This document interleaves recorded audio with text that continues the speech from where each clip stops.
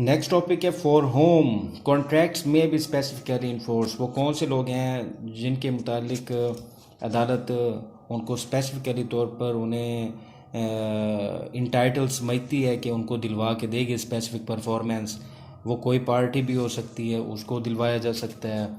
यानी अगर बंदा जिसने मुआहदा किया था वो फौत हो गया तो उसके वरसा भी अदालत में रब्ता कर सकते हैं कि फ़लाँ बंदे ने हमारे वालिद से मुआहदा किया था, तो चूँकि एक सिविल है तो वो पूरा करें इसे। रिप्रेजेंटेटिव इन इंटरेस्ट जो उसमें जिन लोगों का मफाद वाबस्ता है वो भी अदालत जा सकते हैं। लाजमी नहीं है कि जिससे मुआहदा है वो ही जाए। यहाँ पे ये भी है कि जिसका मफाद है वो भी अदालत जा सकता है स्पेसिफिक परफॉर्मेंस के लिए। फॉर एग्ज़ाम्पल DHA आना था और करीब करीब के हमसायों को भी फ़ायदा हो जाना था, तो DHA अब नहीं आ रहा तो वो अदालत चले जाएँ। DHA वालों ने कहा था हम आएंगे, अब क्यों नहीं आ रहे, हमारा भी इंटरेस्ट उससे मुंसलिक था, हमारी प्रॉपर्टी 1 लाख मरला के हिसाब से थी और वो DHA के आने से 4 लाख हो जानी थी, तो उन्हें कहें लाजमी है। यानी यहाँ पे इक्विटी ये यहाँ तक का रिलीफ देती है। एनी पर्सन बेनिफिशियली इंटाइटल्ड, हर वो शख्स जिसको मफाद है और वो उसका हकदार बनता है वो भी आ सकता है। रिमाइंडर मैन जो पीछे बच गए हैं जो लोग, यानी वरसा, उसका कोई एजेंट, उसका कोई रिप्रेजेंटेटिव कोई भी है, वो अदालत आ सकते हैं। रिवेनर इन पोजेशन, काबिज़ की जगह पे जो नया काबिज़ आया है वो भी अदालत जा सकता है। यानी एक किराएदार बैठा था फिर दूसरा किराएदार आ गया, किराएदार का बेटा आ गया, वो भी, उसको भी वही हकूक़ हासिल होंगे जो कि असल मालिक को थे, उसकी औलाद को भी वही हकूक़ हासिल होंगे। इसी तरह एमालगमेटेड कंपनी या कंपनी कंपनी भी जो है अदालत में जा सकती है। ट्रस्ट वाले लोग भी जा सकते हैं।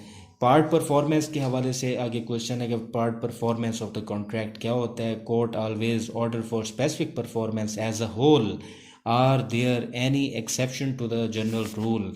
आम असूल यही है कि इक्विटी कहती है जो तय हुआ है, जितना तय हुआ है, जब तय हुआ है, जैसे तय हुआ है उसे वैसे करो, तब करो जब तय होने का जब परफॉर्म करने का टाइम था। इक्विटी परफेक्शन का नाम है, लेकिन कुछ एक्सेप्शंस भी हैं। यहाँ 3 एक्सेप्शंस का जिक्र किया हुआ है। एक ये कि where part performed is small, जहाँ पे जो परफॉर्म हुआ है वो थोड़ा सा ही है। दूसरा वेयर पार्ट अनपरफॉर्म्ड इज़ लार्ज, जो पार्ट परफॉर्म नहीं हुआ वो बहुत बड़ा है। ये ऊपर वाली बात और नीचे वाली बात एक ही है। यानी जो पार्ट परफॉर्म्ड, नहीं सॉरी ये डिफरेंट है। Where part unperformed is small, जो पार्ट परफॉर्म नहीं हुआ वो थोड़ा है। Where part unperformed is large, जो परफॉर्म नहीं हुआ वो बहुत बड़ा पार्ट है। Where the part of the contract is independent, जो पार्ट परफॉर्म नहीं हुआ वो बिल्कुल इंडिपेंडेंट है, यानी अलग थलग है। ये तीनों मैं आपको इसको एग्जांपल के ज़रिए क्लियर कर देता हूँ। जो हिस्सा परफॉर्म नहीं किया वो थोड़ा सा है, तो अदालत फिर बुलाएगी दूसरी पार्टी को, भाई आपने इतना सारा परफॉर्म कर दिया है, मज़ीद भी परफॉर्म कर दो ताकि आपका वादा पूरा हो जाए। कानून की मंशा यही है कि जो तय हुआ है वो पूरा ही परफॉर्म होना चाहिए, आप पूरा कर दें। वो कहेगा मेरी फ़लाँ मजबूरी है, फ़लाँ मजबूरी है। अदालत फिर यहाँ पे कोशिश करेगी कि उन मजबूरियों को कम से कम करवा के मैक्सिमम परफॉर्मेंस करवा दे। फिर जो थोड़ा सा रह जाएगा फिर अदालत दूसरी पार्टी को कहेगी अब मेहरबानी करो, जितना परफॉर्म मैक्सिमम हो सकता था हमने निचोड़ के आपको परफॉर्म करवा दिया है, अब बाकी क्या आप कंपनसेशन लो और जान छोड़ो। और जहाँ पे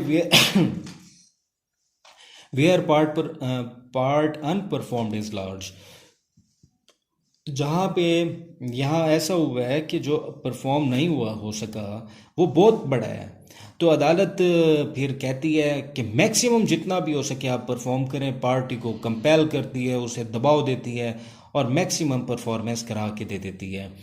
फिर जो बाकी बच जाता है कंपनसेशन दिलवाती है। यानी परफेक्शन की तरफ लेके आना, जितना परफॉर्म हो सके पार्टीज़ को इस चीज़ के ऊपर मजबूर कर देती है अदालत कि वो परफॉर्म करें, अदरवाइज़ बड़ी हार्डशिप का सामना करना पड़ेगा।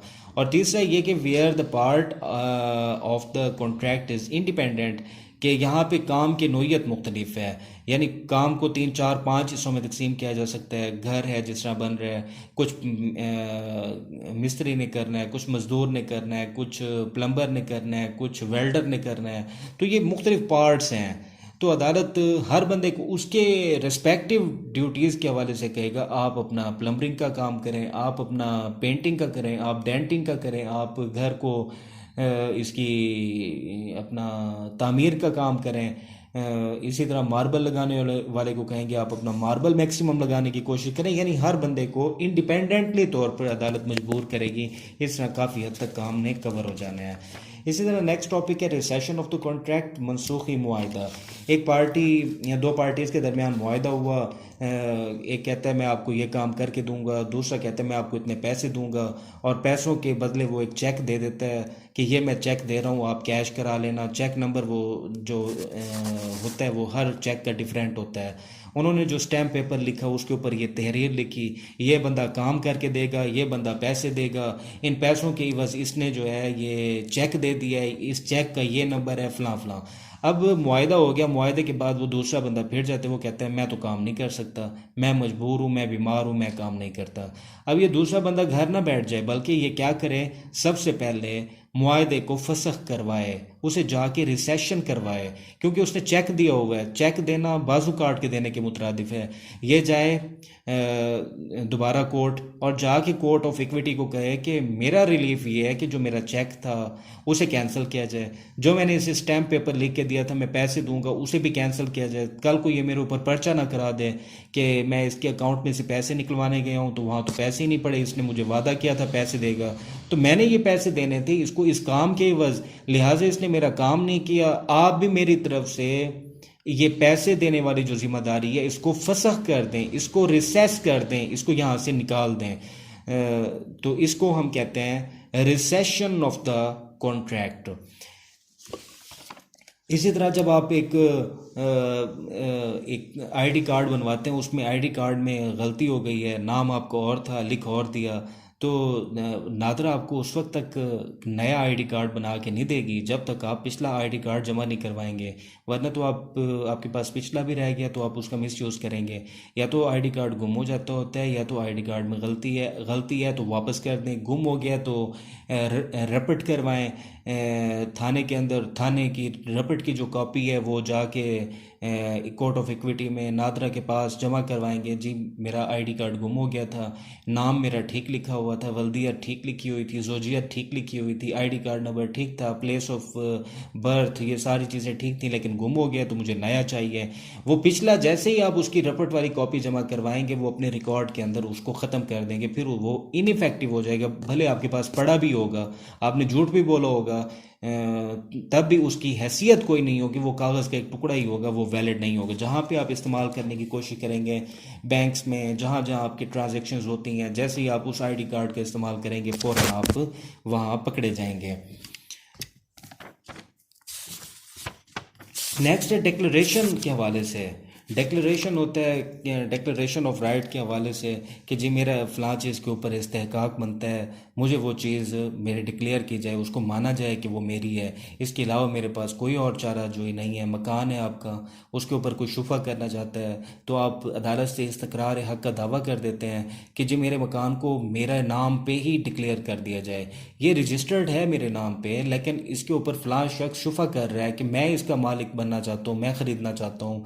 तो आप उसको रोकें, उसे कहें कि मेरे टाइटल को डिनाई ना करे, मेरे हक़ को तस्लीम करे, मेरी मलकियत को तस्लीम करे, और मुझे अपनी यहाँ पे रहने से मुझे ना रोके, मेरे मकान को परचेज़ ना करे। मैंने चूँकि इसको ख़रीद लिया है, अब ये मेरा हो गया है, मुझे इसके अलावा और कोई दाद रसी नहीं चाहिए। अदालत आपको पैसे कहे, आपको कुछ कहे कि हम आपको पैसे दिलवा देते हैं या कुछ भी, आप वहाँ से ये रेमेडी नहीं लेंगे, बल्कि स्पेसिफिक परफॉर्मेंस की लेंगे कि मेरा मकान मेरा ही रहे, मुझे इसके अलावा और कोई दाद रसी नहीं चाहिए। ये प्रॉपर्टी के हवाले से है।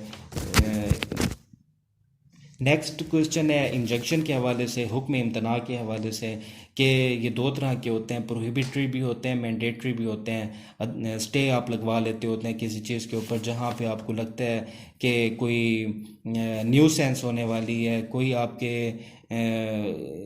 आपके काम के अंदर रुकावट बनने की कोशिश कर रहा है, कोई आपको क्रिमिनल प्रोसीडिंग नहीं करने दे रहा, आप उसके ख़िलाफ़ जाके अदालत में स्टे ले लेते हैं, आप उसको रुकवा लेते हैं या आप उसको मजबूर कर देते हैं कि वो बंदा ये काम करे।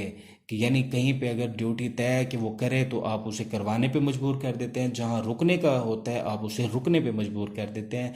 कुछ जगह ऐसी होती हैं जहाँ पे स्टे जारी नहीं किया जाता, यानी एक बंदा अदालत चला जाए कि जो फ़लाँ कार्रवाई अदालत में हो रही है वो ना होने दी जाए, नहीं वो तो होगी।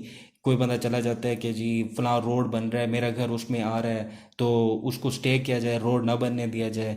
ये तो पब्लिक एक वो है, वेलफेयर का काम है, अदालत उसको नहीं रोकेगी, वो स्टे नहीं लगेगा। आप जाके ये कहते हैं कि जी मैं लूट मार कर रहा हूँ, मेरा लूट मार का सिलसिला जो है वो जारी रखा जाए, मुझे नौकरी से ना निकाला जाए, अदालत आपकी ये बात नहीं मानेगी। या जो आपका किसी भी तरह का इस तरह की कोई ब्रीच है, खिलाफ वर्जी है कानून की, अदालत उसको रोकने में बल्कि किरदार अदा करेगी, आपको इस तरह के स्टे जारी नहीं करेगी।